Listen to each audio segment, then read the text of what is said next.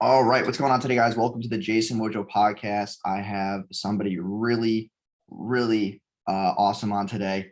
His name is Josh Snow. He's the owner of Snow Teeth Whitening, nine-figure e-commerce brand and one of the highest grossing Shopify stores on the planet. He absolutely took over influencer marketing by getting his brand to work with A-list celebrities like Ellen DeGeneres, the Kardashians, and Floyd Mayweather. He also owns and hosts a mastermind for e-com brand owners who are looking to scale to 7-8 figures. What's going on, man? Welcome. Appreciate you coming on. Oh, thanks, Jason. Thanks for having me. It's a pleasure. Yeah, of course. I want to start off with a really simple question, because I know there's a lot of people who are watching this who own Shopify stores, and I want to know, why did you decide to do teeth whitening? Like, what made the product come about?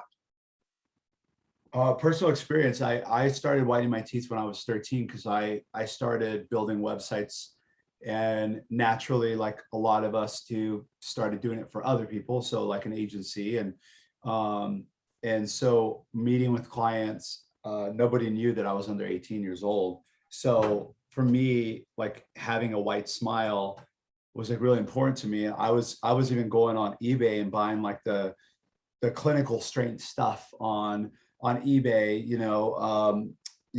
throughout most of my life. And as a result of that, got super sensitive teeth. Like, tens of millions of Americans struggle with sensitive teeth, sensitivity. And so I couldn't do the dental treatments anymore.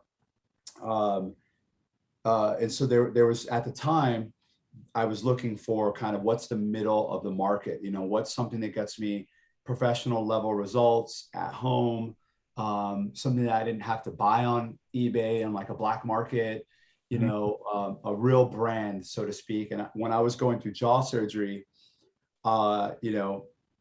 I said, this is probably the toughest industry to break into. But I was looking for a huge challenge at the time too. I was at a point in my career and in my life where I needed something big. I needed something where I could scale this and keep this challenge going for 50 years, let's say. So, how many people have teeth grows with population growth. From 2 years old to 102 years old, we've got them as a customer. And it's, the window was open also at the time for a direct to consumer, oral, we call ourselves more an oral cosmetic brand, but really fusing my experience in cosmetics and my personal experience. And then, I ended up looping in my oral surgeon to help out and, started looping in the community. But to me, teeth whitening came about because, one, I was targeting the oral care segment. Two, because it was extremely difficult. I had already sold many businesses by this point. I was looking for that challenge. I needed kind of something to keep me engaged, because I realized that I love starting things up, and it was like always exhilarating, and different business partners and different teams, and and boom, this one's profitable. And I got really good at building, I would say $5 to $25 million businesses, or $5 to $20 million businesses. Got really good at spinning those out, and started doing angel investing, and then realized that I was nowhere near wealthy enough to give enough money out for it to really matter. So I was like, I got to go back into the trenches, and I need something that's going to keep me engaged, that's always changing, that's like super competitive, boring industry. I wanted that. I mean, the most natural thing would have been for me to just simply go straight into skincare, or go straight into hair care, or go straight into, color cosmetics or something else, right? Or even software. But for me, I had personal experience with it. It was a huge challenge that I think I needed.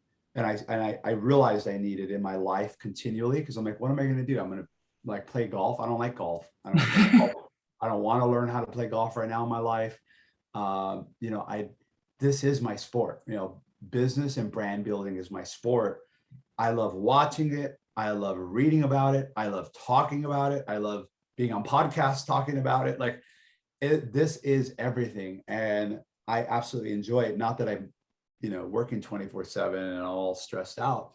I'm fortunate to have amazing teams now, but I would say Snow came about, and teeth whitening specifically, because it made the most sense from what I was trying to accomplish, which was blend beauty and oral care and kind of personal care into one brand called Snow.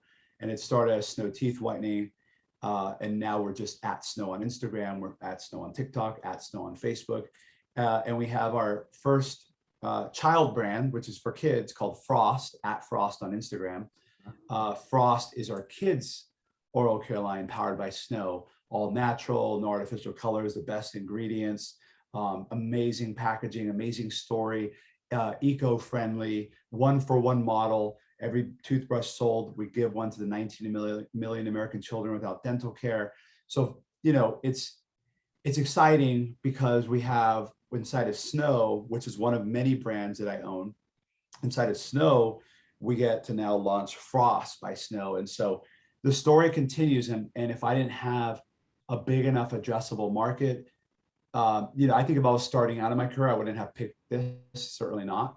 And if the timing wasn't the right timing, like now it's difficult. Now Facebook ads are 40% more expensive. Influencer marketing doesn't work, right? Like it's a lot more difficult now. So I took that window. We now have millions of followers, over 1 million users of our products. We have, and we have, I think, an enviable average order value in our industry. It's usually a commoditized business. So, I mean, the thing that's important too is that you're keeping the congruency, because like you talk about, Facebook ads being so expensive and influencer marketing being so expensive. You don't want to try like a whole entire new niche because you already have spent all this, millions of dollars on these ads and have all this data. Why try to reinvent the wheel and do something else? I think that's really smart. So that's kind of where I wanted to get to the next question. Because I know you spend a lot of money on ads. How much you guys spend a month around? just for Snow this year, we'll spend probably 40 million Okay. Wow. in advertising just this year alone, somewhere around there. It's Q4 holidays. We've got a lot of new products launching. We have the kids line launching in less than 30 days. We're launching that with one of the biggest families on social media. So we'll see what happens on the advertising side, but that was the whole goal.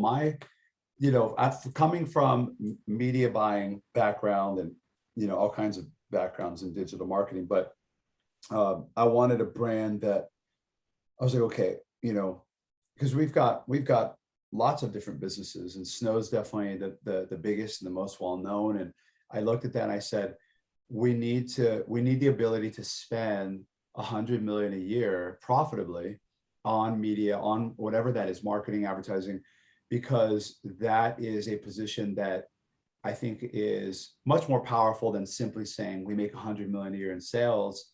Yeah. Because people go, so what? How do I get a piece of that? When I say I spend 100 million a year, what do you have to sell me?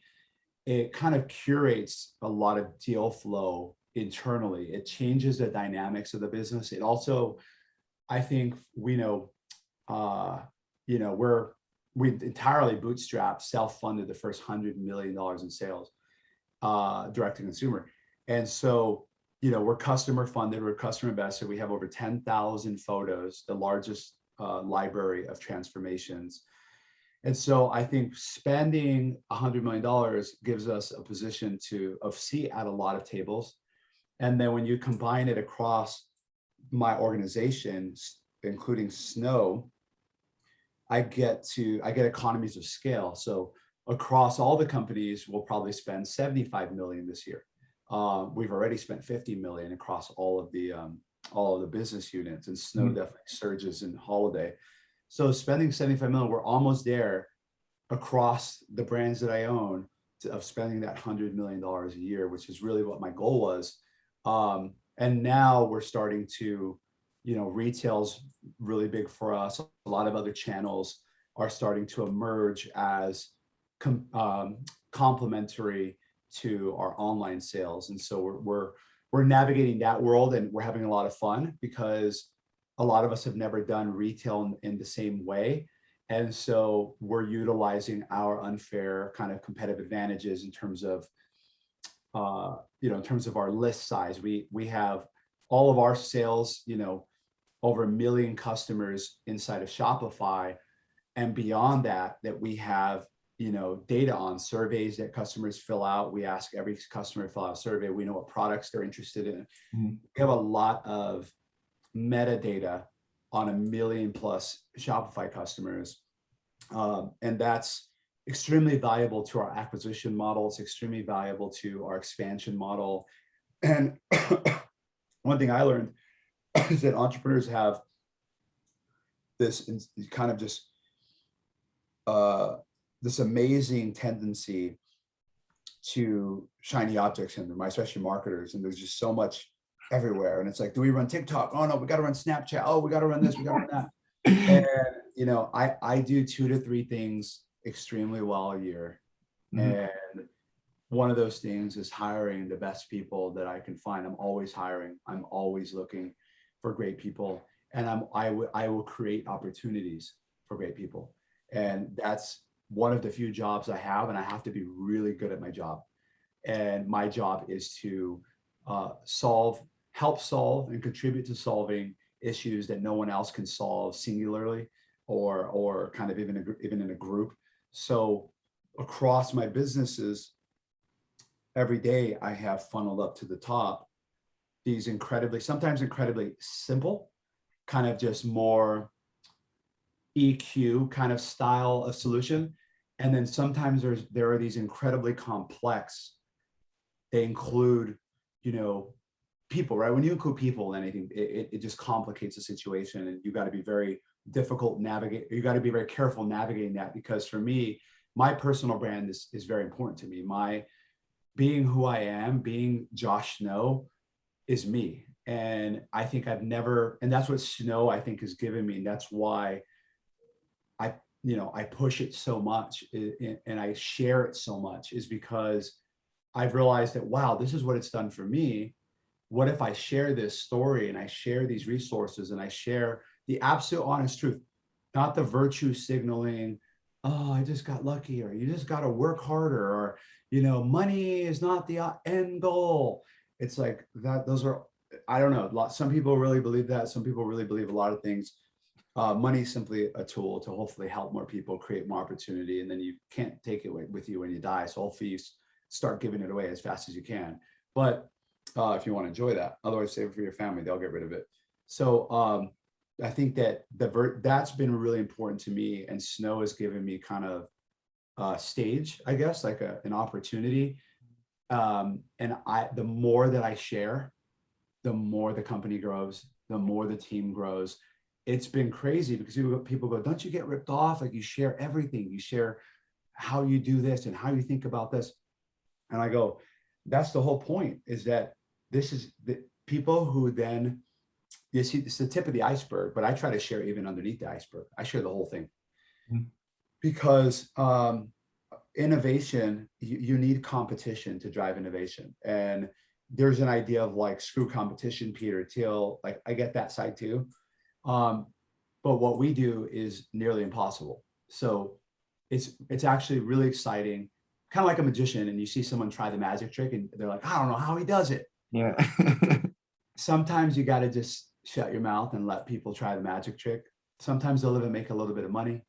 If they're encroaching too closely, then we got a legal team, you know, to handle that. But sometimes you have to let people go. I was reading a case study on Louis Vuitton, or some of the, you know, designer brands, and the counterfeit market is billions and billions of dollars a year, right? A lot of damage to these brands.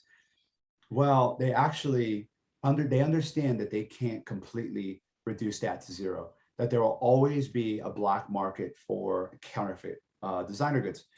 So what they do instead is they monitor it, they manage the flow of it.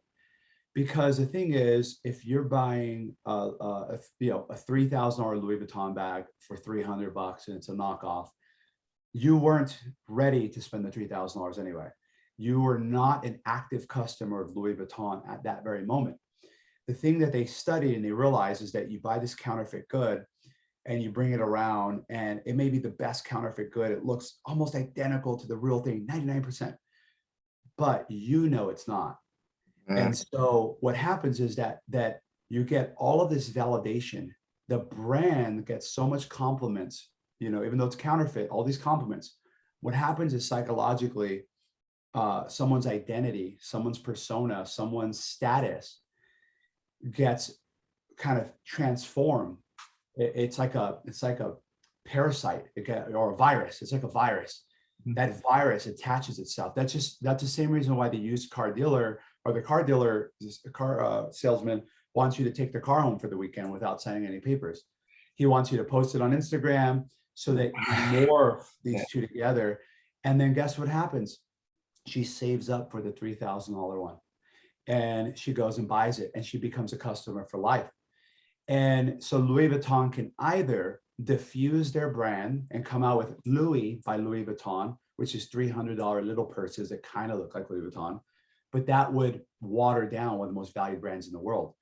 So instead of doing that, it's almost like, and I don't know the exact ins and outs, but from what I read, it's like they understand that it's happening. They not allow, but they have to allow indirectly a certain amount of that to happen. And it's really just shuffling out and priming the customer because they weren't going to spend 3,000 anyway. They didn't have 3,000 maybe, whatever that is, but they're going to get all these compliments. And if it works, the first thing they're asking for is a Louis Vuitton purse, or the first thing they want as a gift is a real from the store. I want to go there and get it. So it's just interesting to think about that. And when you think about brand building, you think about what we've done and the amount of sharing I do, it's actually created this like crazy entrepreneurial army, like a snow troopers. And they're like, hey, someone in Brazil is ripping off one of your models' pictures. We get this inbound into legal, like from all my Instagram, Facebook Messenger, emails, like, Josh, huge fan of yours. I'll listen to your podcast. There's this guy who's impersonating, one of your products over here. So it's actually now it's working in my favor and it's been really nice. But yeah, I don't worry about that. I think you either share it and everybody hears about it, or you don't share it and not enough people hear about it. I wanted Snow to be the one company that was as public as I could be. Yeah. So right now, with all this money that you're spending on ads, like what is the biggest platform for you? And what's the angle that's working the best? It's user-generated content, and it's Facebook and Instagram still because of reach. And Facebook, announced that 40% increase in CPMs. The increase in their revenue is coming from not more advertisers, not more users on the platform. It's simply a tax, inflation, 40% inflation on customer acquisition costs on Facebook and Instagram. So, and they're working on WhatsApp. They acquired WhatsApp and everybody left because they started making noise about turning it into an ad platform because they got to go to bigger land. Facebook, then they went to Instagram. Now they're going to WhatsApp. Mark's hoping eventually, I think, that he'll go to Oculus, where the ads are everywhere and all the data's in your, head. So I'm guessing that's kind of where they're going. But anyway, right now it's Facebook and Instagram. That's just what has a scale. Google, because of search, it just branded and stuff. You got to kind of have to do that. Amazon actually has been, significant for us. We brought it in-house from an agency, and we've really been able to kind of rebuild it in-house in the last few months. And it's looking incredibly strong for our brand. And then I would say promising Snapchat and TikTok are promising. TikTok is tough because not just that they're younger, because you could do 35 and up and there are plenty of people for you, but the buying behavior is different. TikTokers want to buy on Amazon. They want to do their own research. They want to see the video and then like, what's it called? They'll go to Amazon. Let me read some more reviews. Oh, I think this is the right one. Okay, I'll buy it. And then it sells out. When it clicks, TikTok makes products sell out. And so, but they're usually lower priced products under 30. They're usually like, you got to have an Amazon storefront because you got to send people to your Amazon. And it's got to have some type of visual effect, like a acne patch. You can put it on and see and peel it off and it's gone. Like there's got to be some type of element there. So we're figuring out TikTok right now on the Snow business and the other brands, but on the Snow business, particularly for Frost, which is all our products are under $20 for Frost. It's for kids. So looking at that with TikTok, but I'll say right now, user-generated content, if you look at the ads that we run, it's a lot of, people using the product. It's in action, they're using it, they're unboxing it, they're talking about what they're getting, they're talking about what they love about the product. It's so minty, my teeth look so much brighter and I feel so much more confident. and then of course, big captions, colorful little animations. And then we're starting to dibble and dabble more into pre-sale kind of pages where we can give more information without cluttering the product page. So we're starting to do more of, 6 reasons why you should switch to this toothpaste. And then kind of what do we want to call out about our product? What's special about it? What do we talk about? Boom, boom, boom. And then what's the offer? And so one of the things that even in our powerhouse group for the e-commerce entrepreneurs, people are so focused on the ad network, the ad creative, that they forget about the offer. And I'm like, that's like, and this, it's like that. If you have a great offer, freecreditreport.com, dollarshaveclub.com. If you have, it doesn't have to be in your domain, but those are the easiest ones to think about, where it's like, it's very straightforward. What's your offer? And so we've been going back, and we now offer buy now, pay later on the website. So cutting the price in 4, that's helped us at least get people warmed up, instead of saying it's $150. Hi, nice to meet you. $150. Whoa, I'm out, dude. Instead, it's like, hey, $37, 4 payments, free shipping. Oh, and let me read some more. Let me get to know this a little bit more. So we spend a lot of time. We're actively hiring right now for CRO, data scientists. So we're really trying to copywriting. We're really trying to get more sophisticated with the way we educate our customers. And I would say that Facebook, user-generated content, seeing people use the product on Instagram. We're also doing some whitelisting, where influencers are, enabling us to boost the content through their page with our pixel, our data. So it's a lot more it's a lot more soft. Like, people don't really like advertisements. They don't love ads. They tolerate them, and they hope that they're entertaining sometimes. And they hope that that's why I think iOS 14 was horrible, because actually the surveys came back, like 69% of people would prefer targeted ads versus untargeted once they learn what that means. So it actually, like, for me, I miss targeted ads on my Instagram, because when I buy a certain style of shirt, I get other brands that did styles like that. And I discover, and I'd find really cool brands. Like, Instagram ads were awesome. Now with limited targeting, I'm going to get a cat ad and I don't have a cat or something, right? Like, who knows? Right? Like, it kind of changes things. It's not really like Apple is like, we did it for the people. And I'm like, I don't think necessarily. Well, for like me, for people in the media buying space, though, like, I like to see ads because I use them as inspiration for either clients or like my own stuff too. Like, I see certain behaviors in ads and I'm like, hey, that was good. Like, I should use that. And that was like a really good learning behavior for me to obviously like optimize a lot of the stuff in my business. But back to what you were saying about the Facebook CPMs up 40%. But you know what that's doing though? Like, that's making us focus more on like the back end of the business, like AOV and all that. So I kind of want to go over the things you're doing right now to increase your AOV, not just the pay over time stuff, but are more of your buyers subscribe and save? Are you going more for LTV or like front end buyer AOV? Oh man, that's been, we've, with the size of our business,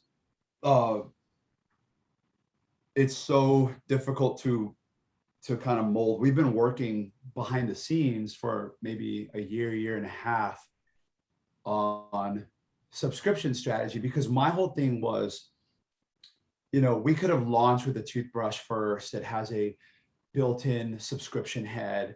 We've got ours launching next month and it's beautiful. We spent a lot more time than maybe we should have, but it's like, it's our first toothbrush. Like, it should be awesome, and it's going to get better, but it should be like really awesome.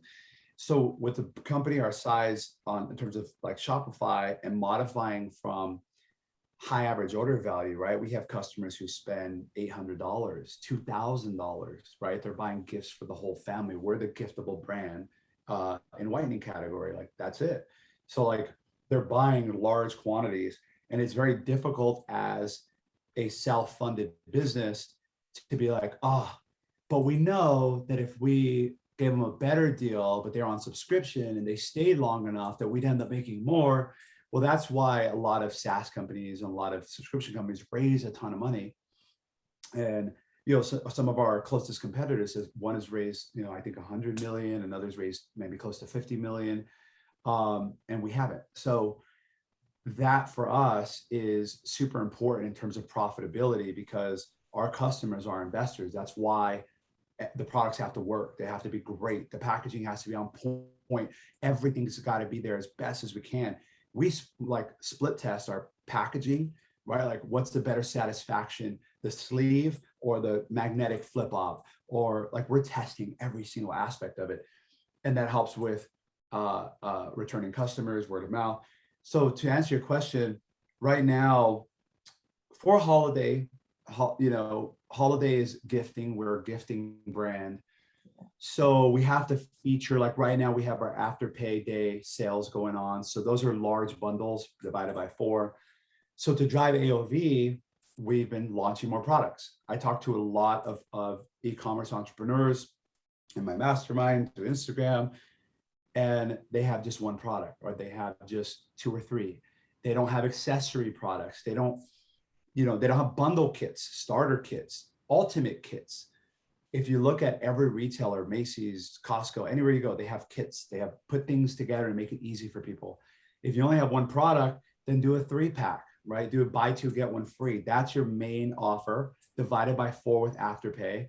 And then in terms of subscription, my whole thing with subscription is I don't want to force subscription.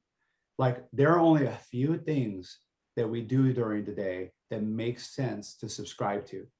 Brushing your teeth twice a day is one of them. Toothpaste, I never want to worry about running out of toothpaste. I just want it to show up. I want it to be natural and the best ingredients. I want it to work, and I want it to be cool. And I want to know that I can cancel or pause or anything at any time. Okay, cool. That's all with toothpaste. That's one of the few things that man, women, and child do. Billions of people all around the world twice a day, other than like eat, right? Restroom, drink water. Like, there's like a few things that, like 4, and that's one of them. And so that makes sense for a subscriptive product, which is why our toothpaste, we spent 2 years developing our toothpaste, just testing every aspect, working with different manufacturers, different formulas, anything we could get down to get the consistency, viscosity, all these things I didn't know I was going to have to learn.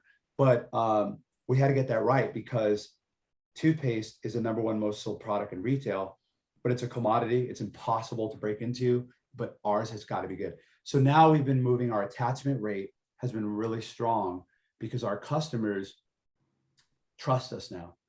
We have over 1 million users, happy customers who use the products. They know one thing: Snow knows how to make my teeth white and bright.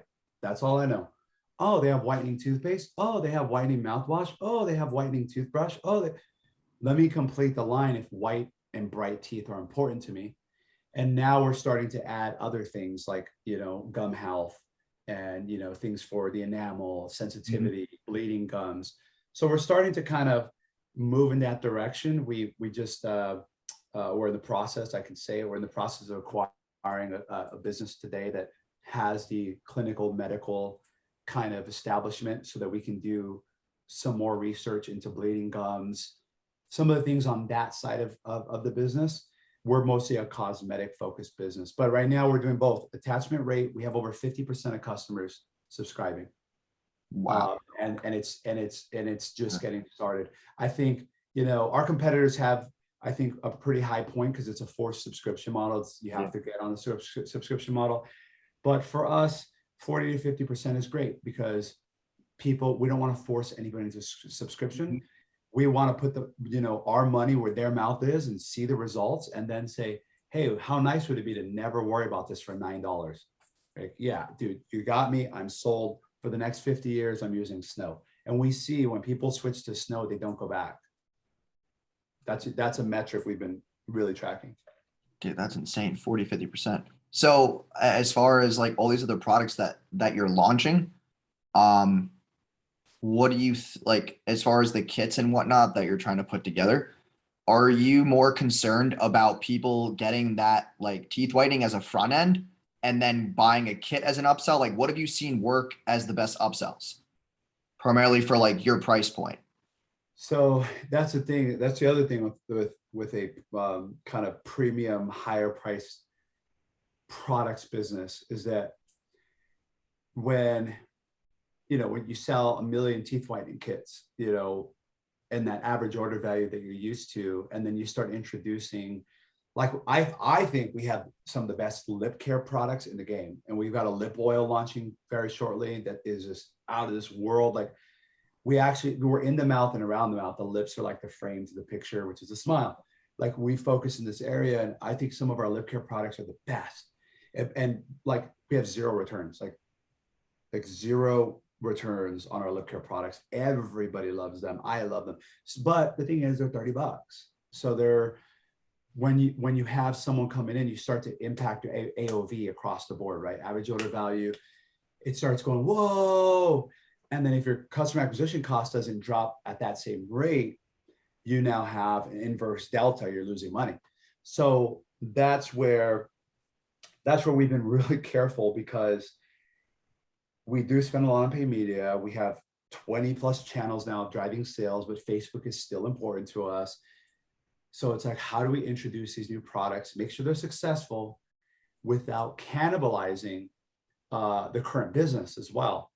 And so what we're finding right now is you have to have the right chain. So if someone comes in for a wireless kit, which is $300, $299 wireless kit, are you going to sell them toothpaste first?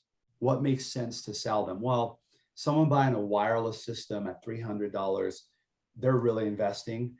They might like a second unit for half off. Yeah, If yeah. I was gonna say more of the same. Yeah. Yeah, or and then if they don't want that, maybe they want to add the wired kit for a discount. So they get the wireless, get the wired for a gift, a little gift bundle.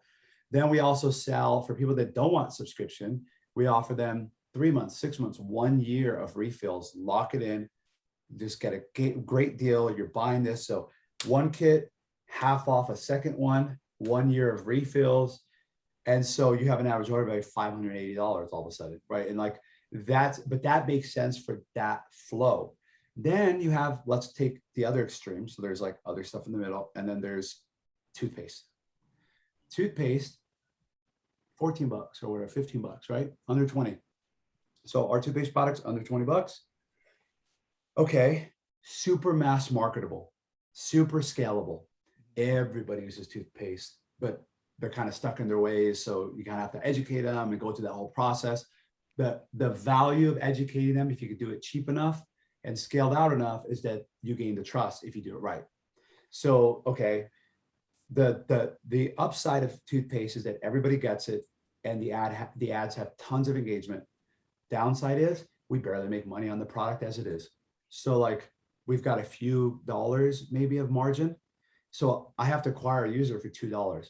Well, it's not 2014 Facebook days, so you can't do that anymore. So what do? That's why for us. So you're basically gambling though on, not gambling, but like you would rather lose money on the front end because in 30 days they're going to spend more money anyway. Well, no. So you want to set up. So for example, you have the toothpaste here and it's $15. Okay. And hopefully they're subscribing. So half of the customers are subscribing. Okay. And so, and our products, because they're cosmetic focused, a lot of times are monthly subscriptions. So you're talking about, and they get a little bit of discount. So call it $12 a month, 12 months, it's $144. So in reality, I've got the average order value to afford that. But we have the upsell daisy chain. So would you like fries with that? Would you like a drink? So come in for toothpaste. Do we go, oh, you're coming in for $12 toothpaste? Here's a $300 wireless kit. They're like, oh, what? Instead, it's, hey, we have these dissolving whitening strips. So here's a two-week treatment. You're going to have a nice, beautiful white smile, and you've got your toothpaste already to maintain it. Good to go. Okay, how much is that? Under 50. Okay, so I'm under 20. Now I'm going under 50. That makes sense. I'm willing to check it out. Well, if you've got the strips, then you're going to really love the kit, or you're really going to love the toothbrush, or you're really going to love, if you got the AM toothpaste, you're going to love our PM toothpaste, which is lavender. So let's throw that in there. So that one, the average order value chain is, let's just throw out a number, $80. This one's $500. But customer acquisition costs are 1/10 of it down here. So it's really figuring that out. That's why I always urge entrepreneurs, launch more products, JV with people, wholesale other products, and just rebrand them, or whatever you can do to have more to play with. Because if you're competing against me, it's very difficult, because my average order value is 580 up here. They're getting this. My subscription take rate's 50%. Yeah. So now the machine is built. But up front, I had to sell a million teeth whitening kits for $149. Yeah. So that kind of brings me to our last question. So I know a lot of people obviously own e-com stores who are listening to this. What right now are like the biggest conversion boosters that you're seeing? Because I know you test a lot of stuff as far as your like ad landers. Like what are you seeing right now that's increasing the conversion rates the most? I mean, obviously like the pay over time option definitely helps. That helps. Yep. Yeah. I mean, we've got some things that like we know raise conversion rate, like the fact we're in every Bed Bath & Beyond. We have the Bed Bath & Beyond logo, Target, So those are kind of like some of the things that take us a long time. We're on Ellen DeGeneres, so Yeah. Ellen shows, so as seen on Ellen with the clip, that helps. But we've been testing the circles at the top, the menu. So on Instagram, I was on Instagram, and all the stories have circles, and I'm just tapping through them. And I go, that's such a natural kind of behavior now for people that have Instagram. So if they come from an Instagram ad, we're showing a menu that looks like the stories circles. So you can see it right now on trysnow.com. It's whitening kit, wireless kit, whitening strips, toothpaste. It's got a little red ring. We're testing the colors, red, green, yellow. And it's different for every store that we have, for every brand. But for Snow, red seems to be doing okay now. That's actually really interesting. That's a good angle. I would never think of that. So we're testing things like that. We do things where for example, on the I'll show you, or not show you, but I'm going to click here just so I can look at it. So we created the Confidence Club. So the Confidence Club is you get $50 off, really, the value for the teeth whitening kit, which is what everybody wants. And you're going to get free whitening toothpaste and charcoal floss. It's a $30 value with your first order. But every 90 days, it's $14.95. So $14.95 plus tax every 90 days. They're going to get free floss, whitening floss, charcoal floss, and a whitening toothpaste from Snow. So, times four, so that we can make $60. So it's a different sliding scale depending on the offer. But I would recommend anybody listening, if you want to test this out, yes, the buy now, pay later. Yes, the sticky bar for add to cart. Yes, the little circles up top. But think about your offer. Say, what part of this product that I sell or this service has a recurring element to it? And how can I create my own confidence club? What does that make sense in my business to call it? And what am I going to send them every month, every 3 months? That makes sense. For someone buying a teeth whitening kit from Snow, getting billed $15 to never worry about floss and toothpaste in your life ever again from a brand you now trust and love and got you white teeth with a kit, why would you go anywhere else? So that is like, I'm like, gosh, I wish we would have done that 2 years ago, but we've been working on it. So those are some of the things. And then we're testing everything. We're testing placement of reviews. We're testing product description. We're testing the stickiness of the cart. I think every other day you come to Snow, you can kind of, the website, you can see a new split test kind of unfolding. Dude, that's nuts. So yeah, man, I really appreciate having you on. I know we went like a lot longer than I thought, but dude, you were giving us really good points. I wanted to just let you keep going. I'll put your links down below. And yeah, man, it was good having you on. We'll definitely stay connected, chop it up soon. But yeah, man, appreciate you. Yeah, sounds good. Thanks.